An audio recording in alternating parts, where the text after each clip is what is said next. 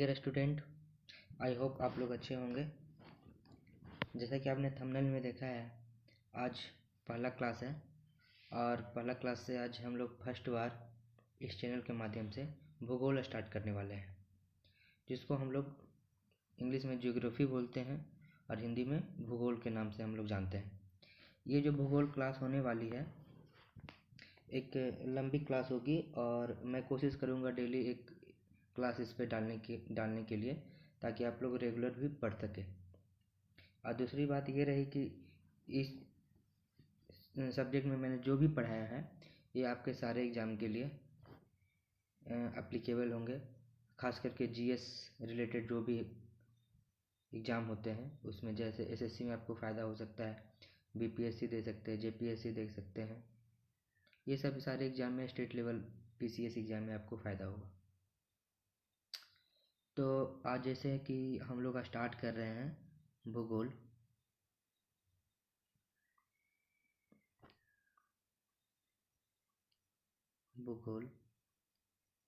मेरे स्क्रीन पे लिखने की आदत नहीं है, राइटिंग कुछ भी हो आप समझने की कोशिश कीजिएगा। मैं जो भी इसके में कंटेंट देने का कोशिश करूँगा। तो सबसे पहले जो भूगोल शब्द है, जिसे हम लोग भूगोल स्टार्ट करने वाले हैं, तो भूगोल सबसे पहले कहाँ से आया, ये नाम कहाँ से आया, किनके द्वारा नाम दिया गया और कहाँ से स्टार्ट हुआ, इसमें मुझे भूगोल में क्या क्या पढ़ना होता है, इसके बारे में जानकारी होना सबसे पहले ज़रूरी है, ताकि हम लोग अच्छे से डिस्क्राइब कर सकें और स्टेप टू स्टेप आगे बढ़ सकें और इसके बारे में सही जानकारी हो, सही तरीक़ा से पढ़ सकें। तो सबसे पहले जो भूगोल के बारे में जिन्होंने बताया वो एक ग्रीक विद्वान थे, जिनका नाम एरिस्थनीज था। तो जिन्हें हम लोग बाद में इनको ज्योग्राफी के पिता के नाम से भी, आपने बहुत सारे बुक में इनका फर्स्ट पेज में लिखा हुआ भी देखे होंगे। 10 क्लास 11 क्लास 12 क्लास ये सब सारे बुक का फर्स्ट पेज में लिखा हुआ रहता है ज्योग्राफी वाले बुक में, जो कि इनको पिता कहा जाता है, ज्योग्राफी के पिता कहा जाता है। तो आप साथ साथ में अगर नोट्स बनाना होगा तो आप नोट्स भी बनाते जाइए, ये आपको फ़ायदा होगा बाद में रिवीजन के लिए। ऐसे मेरे वीडियो तो रहेंगे ही। तो जैसे कि ज्योग्राफी के पिता,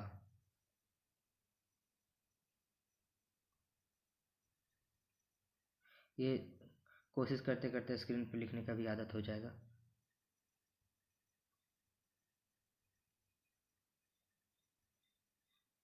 एरोस्थनीज, जो कि एक ग्रीक विद्वान थे। अब जैसे कि जो जियो शब्द है, जियोग्राफी है, जो कि हम लोग इंग्लिश में जियोग्राफी बोलते हैं।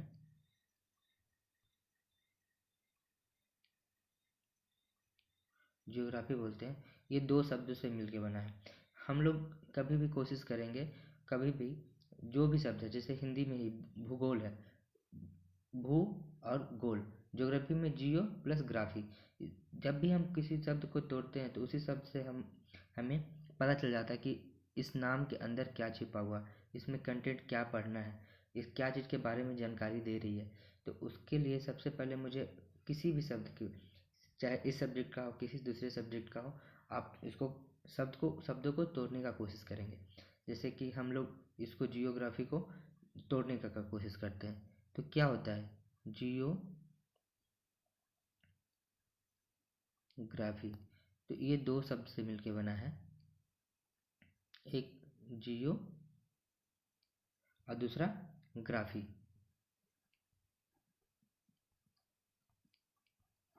ठीक है, जियोग्राफी। अब जियो का मतलब क्या होता है, ग्राफी का मतलब क्या होता है।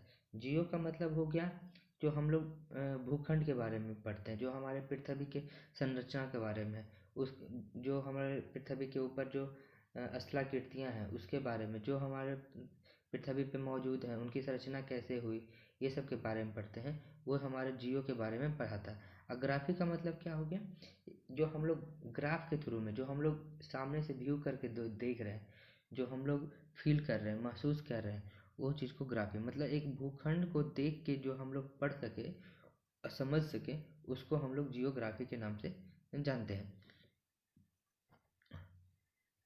तो जैसे कि जैसे आपको बताया, तो अब इसमें हम लोग क्या क्या पढ़ेंगे। दूसरा स्टेप है कि हम लोग जियोग्राफी के पिता के बारे में जाना, जियोग्राफी का मीनिंग के बारे में जाना, जियोग्राफी अब जियोग्राफी में क्या क्या पढ़ना है, मुझे भूगोल में क्या क्या पढ़ना होता है, उसके बारे में हम लोग जानकारी हासिल करेंगे। उसके बाद स्टेप टू स्टेप हम लोग आगे की क्लास मूव होगी।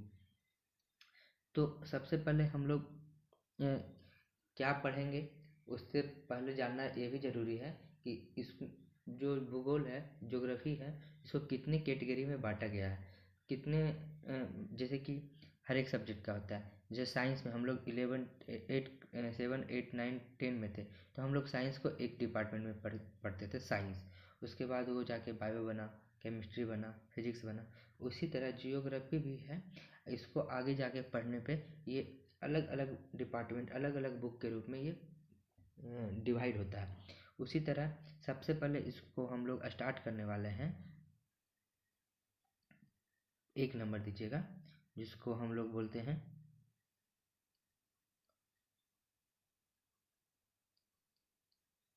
भू आकृति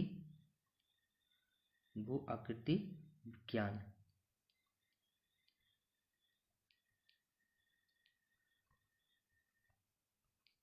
भू आकृति विज्ञान।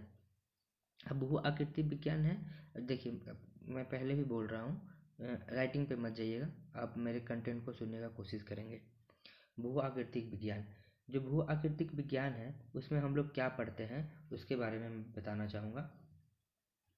जो भू आकृतिक विज्ञान है वो, उसमें हम लोग प्राकृतिक तत्वों के बारे में पढ़ते हैं, प्राकृतिक तत्वों के बारे में अध्ययन करते हैं, जिसमें जिसमें हम लोग पर्वत हो गया, पठार हो गया, मैदान हो गया, नदी हो गया, घाटी हो गया, मरुस्थल हो गया, भूमि हो गया, इस तरह चीज़ें के बारे में हम लोग पढ़ते हैं। भू आकृति विज्ञान मतलब हो गया पृथ्वी समूह की आकृति, जो पृथ्वी समूह के ऊपरी आकृति जो है मुझे दिखती है, जैसे ये पृथ्वी है, ये मान लीजिए पृथ्वी है, तो हमारी पृथ्वी कहीं ऊपर है, कहीं नीचे है, कहीं समतल है, कहीं ऊंचे पर्वत है, पठार है, इस तरह का कुछ है।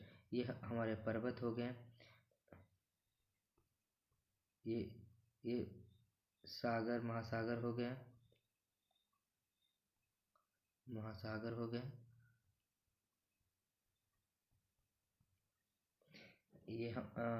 ये पठार हो गया। इस तरह की चीज़ें हम लोग सारे हमारे पृथ्वी के ऊपर है। तो जो पृथ्वी समूह की आकृति जो इसके नाम से ही लिखा हुआ है, भू आकृति, जो हमारे भूमि के ऊपर जो आकृति है उसके बारे में हम लोग पढ़ते हैं, उसी को हम लोग भू आकृति विज्ञान के रूप में उसको हम लोग जानते हैं। तो जो हम लोग का भू आकृति विज्ञान है, ये हम लोग दो चीज़ में इसको डिवाइड किए हैं, एक प्रथम प्रकार, इसको एक द्वितीय प्रकार, प्राइमरी एंड सेकेंडरी। तो प्रथम जो होता है उसको हम लोग महाद्वीप और महासागर के रूप में बांटे हैं। दूसरा है द्वितीय, जिसको पर्वत, पठार, मैदान, मरुस्थल etc के रूप में हम लोग इसको बांटे हैं। तो इसका डिफिनेशन भी अगर आपको लिखना है तो डिफिनेशन भी लिख सकते हैं, मैं डिफिनेशन भी लिखा देता हूँ, आप लोग अगर नोट्स कर रहे हैं तो इसको नोट करेंगे। तो जो प्रथम प्रकार है उसमें हम लोग महाद्वीप के बारे में लिखते हैं। पृथ्वी सतह पर उपस्थित वह स्थलाकृतियाँ जो सबसे बड़े भूखंड का पृथ्वी सतह पर उपस्थित वह स्थलाकृतियाँ जो सबसे बड़े भूखंड का एक आधार हो या आधार होती है, तथा सामान्यतः जो एक बड़े जलाशयों से घिरी होती है, उसे महाद्वीप कहते हैं। और महासागर प्रथम प्रकार की वह स्थलाकृतियाँ जो सामान्यतः बड़े जलों का भंडारण एवं महाद्वीपों से घिरी होती है वो महासागर कहलाती है। तो ये दोनों जो डिफिनेशन मैंने बताया, एक महाद्वीप का दूसरा महासागर का, ये दोनों प्रथम प्रकार के कैटेगरी में आती है। द्वितीय प्रकार की कैटेगरी में आएगी पहला पर्वत और दूसरा पठार। ये दोनों के बारे में बता देता हूँ। द्वितीय प्रकार में ऐसे पर्वत उन्हें कहते हैं जिनकी ऊंचाई 600 से 700 मीटर से अधिक होनी चाहिए एवं जो उनकी ढाल एकदम ज़्यादा स्ट्रिक होनी चाहिए। मीन्स जिनकी ऊंचाई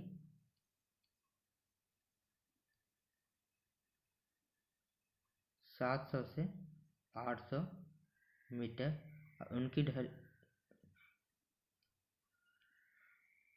उनकी चोटियाँ की ढाल एकदम खड़ी होनी चाहिए। ये पर्वत कहलाते हैं। पठार क्या होंगे? बहुत लोग कन्फ्यूजन होता है, पठार और पर्वत में अंतर नहीं समझते हैं। पठार भी एक पर्वत का ही एक प्रकार है। जैसे ये पर्वत हो गया, ये पर्वत हो गया, ये पर्वत हो गया, इसी तरह ये पर्वत टूटते टूटते इसके ऊपर टूटते टूटते टूटते टूटते इस तरह, या फिर कोई जिनकी ढाल ज़्यादा ना होकर ये बराबर हो जाती है, ये बराबर हो जाती है, इस तरह इस तरह इस तरह हो जाती है। जो ऊपरी सतह है इनको हम लोग पठार कहते हैं। तो ऐसी स्थलाकृतियाँ जिनके पर्वतों के ऊपर एवं उनके समीप मैदानों तथा ऊपरी मैदान सपाट हो, उसे पठार कहते हैं। ठीक है, जैसे हमारा इंडिया इस तरह हो गया, यहाँ हो गया तिब्बत, और ये चाइना का पार्ट, ये चाइना में ही है सारा। तो ये तिब्बत का पठार, ये लोग कितना बार हम लोग सुने होंगे तिब्बत का पठार के नाम पे। तो तिब्बत का पठार एक तरह का पठारी है जो कि पर्वत के ऊपर एक मैदानी इलाका के रूप में बना हुआ है, वो जो बिल्कुल सपाट है। ये हम लोग पढ़ें पहला भू आकृति विज्ञान के बारे में, जो हम लोग जाने कि इसमें क्या पढ़ना होता है। दूसरा जलवायु विज्ञान, जलवायु विज्ञान।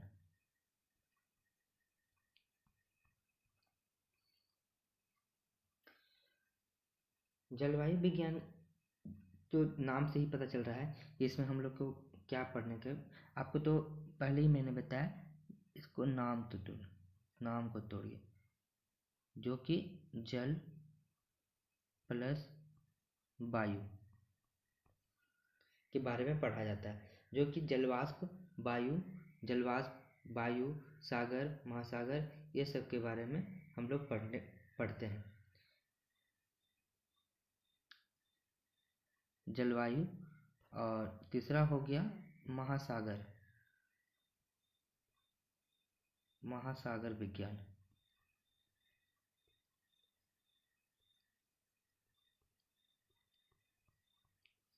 महासागर विज्ञान भी एक तरह का जलवायु विज्ञान से एक उसका सब टाइटल है, मीन्स उससे ही लिया हुआ एक पार्ट है, जिसमें हम लोग जानते हैं कि जो हमारा अर्थ है इस पे 97% खारा जल है, 3% फ्रेश वाटर है, जिसमें 3% में, मैं थोड़ा छोटा छोटा लिखने की कोशिश करता हूँ, 3% जो पानी है फ्रेश वाटर, वो भी आइस के रूप में, नदी के रूप में अंडर वाटर के रूप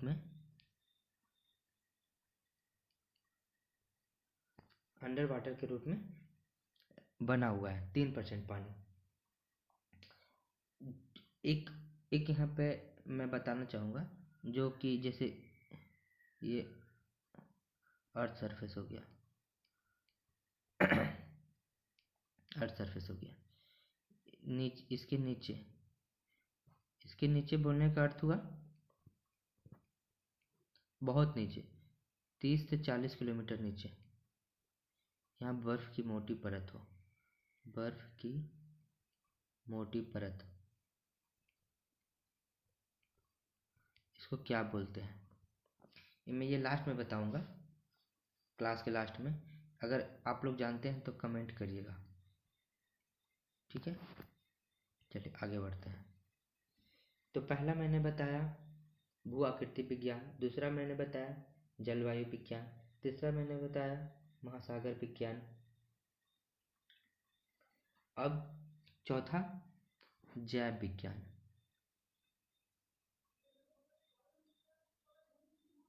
जैव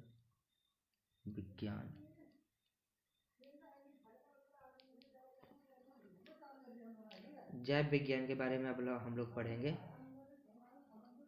जैव विज्ञान में अब हम लोग, जैसे कि आपने बताया कि कोई भी चीज़ है उसके वर्ड में जाइए, उसके शब्दों में जाइए, उसके शब्दों की गहराई को समझिए, उसी शब्द में से आपको पता चलेगा उसमें पढ़ना क्या रहता है। तो जो जैव विज्ञान है उसमें दो तरह की चीज़ के बारे में हम लोग पढ़ते हैं। पहला पादप, दूसरा जंतु। पहला पादप, दूसरा जंतु। पहला पादप और दूसरा जंतु। इसमें हम लोग जैव विज्ञान में दो चीज़ों के बारे में पढ़ते हैं। तो ये तो हमारा हो गया 4। अब एक इसमें सबसे बड़ा चीज़ छूट गया। एक सबसे बड़ा क्या चीज़ छूट सकता है, जिसने सबको बताया, जिसने सब भूगोल को कैटेगरी में बांटा, जैव के बारे में, भू आकृति के बारे में, महासागर के बारे में, जलवायु के बारे में, क्या हो सकता है, मानव। जो हम लोग मनुष्य हैं उसके बारे में एक कैटेगरी अलग से बनाया गया भूगोल में, जिसको हम लोग मानव भूगोल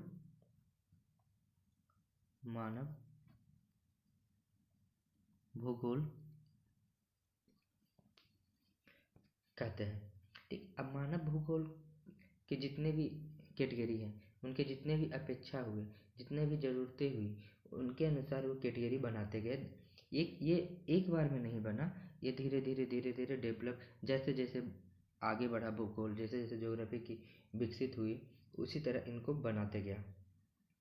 तो जैसे मानव है तो सबसे पहले क्या स्टार्ट किए, कृषि, तो कृषि विज्ञान बन गया। उसके बाद वो घरों में रहना स्टार्ट किए तो आवास भूगोल हो गया। फिर वो सीधे धीरे धीरे वो सिटी की तरफ बढ़े, तो नगर भूगोल हो गया।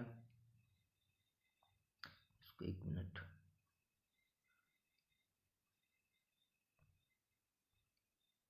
नगर भूगोल हो गया। फिर नगर में गए, वो धीरे धीरे फैक्ट्रियाँ बैठाने लगे, धीरे धीरे काम पे जाने लगे, तो औद्योगिकीकरण।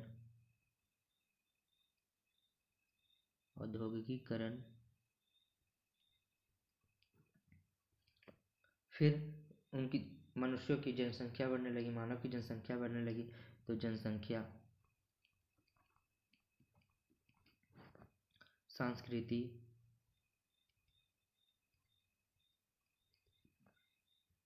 संसाधन, इस तरह की चीज़ें।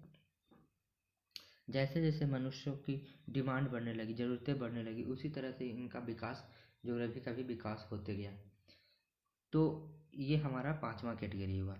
एक छठा कैटेगरी है जो कि एक अलग से पढ़ा जाता है, जिसको हम लोग ज्योग्राफी में भी पढ़ते हैं, एक अलग इन्वायरमेंट में भी पढ़ते हैं, जिनको हम लोग इंजीनियरिंग में भी पढ़ते हैं। और ये अलग से एक ज्योग्राफी का पार्ट होके भी एक अलग सेपरेट इसको पढ़ाई की जाती है, जिनको हम लोग इन्वायरमेंट या फिर पर्यावरण भूगोल या विज्ञान कहते हैं। जिसे नाम से ही पता चल रहा है कि पर्यावरण के बारे में, तो पर्यावरण के बारे में मुझे पढ़ना है, तो जिसमें हम लोग एक ऐसी शाखा के बारे में पढ़ेंगे जिसके अंतर्गत पर्यावरण पर्यावरण प्रकृति के बारे में हम लोग, और जैव अजैविक घटक के बारे में पढ़ेंगे, जिसके बीच के अंतर के बारे में पढ़ेंगे। तो ये हो गया। अब मैंने एक क्वेश्चन पूछा था बीच क्लास में कि सतह के नीचे जो बर्फ पड़ी रहती है उसे क्या बोलते हैं। इसको हम लोग नाम देते हैं परमाफ्रॉस्ट। ये बहुत इम्पोर्टेंट है। और जैसे हम लोग महासागर के बारे में मैंने बताया था, महासागर विज्ञान के बारे में, तो महासागर के विज्ञान के बारे में हम लोग एक चीज़ और इसमें हम पढ़ते हैं जो मैंने बताना भूल गया था। हिमकांक मंडल। हिमकांक मंडल क्या होता है? हिमकांक मंडल, ऐसे तो इसको अलग कैटेगरी में भी बांट सकते थे, पर हमारे विद्वानों ने इसे महासागर विज्ञान में ही रखा, जिसमें ग्लेशियर, परमाफ्रॉस्ट,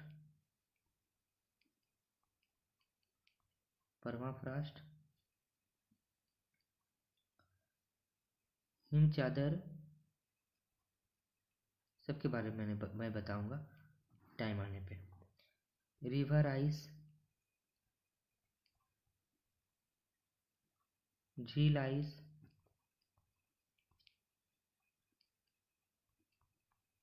के बारे में पढ़ेंगे। तो आज का क्लास में हम लोग इतना ही रखने वाले हैं, और आगे की क्लास में मैं कल बताऊंगा कि पृथ्वी की संरचना कैसे हुई और कहाँ से स्टार्ट हुई, उसके बारे में। आप बस डेली थोड़ा सा रिवीजन करके आइएगा, ताकि आगे की क्लास समझने में सहायता हो। ठीक है, थैंक यू वेरी मच। आपको क्लास इंटरेस्टिंग लगेगा आगे जाने पे। आई होप आज भी अच्छा लगा होगा। Thank you very much.